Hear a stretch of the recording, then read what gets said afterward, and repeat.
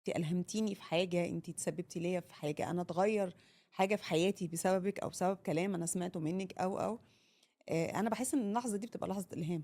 لحظه الهام ان انا اكمل، لحظه الهام ان انا ما اقفش عند النقطه اللي انا لا انا عايزه اطور نفسي زياده، عشان بدل ما اسيب اثر في واحد بس او اتنين او تلاته، لا اسيب اكتر واحس بالتفاعل ده اكتر، او احس بالشراره دي اكتر.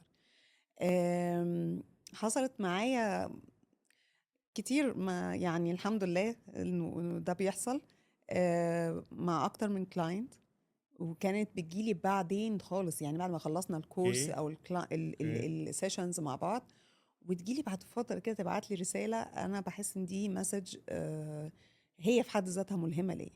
تقول لي مثلا انا مش ناسي ابدا الفيدباك بتاعك لما قلتي لي كذا كذا كذا، وما تعرفيش ده غير في حياتي ازاي. برضو مع طالبه ما بنساهاش خالص، هي طالبة جميلة يعني، كانت حكت لي على حاجة وكلمنا فيها، فأنا اتشاركت معاها في ده.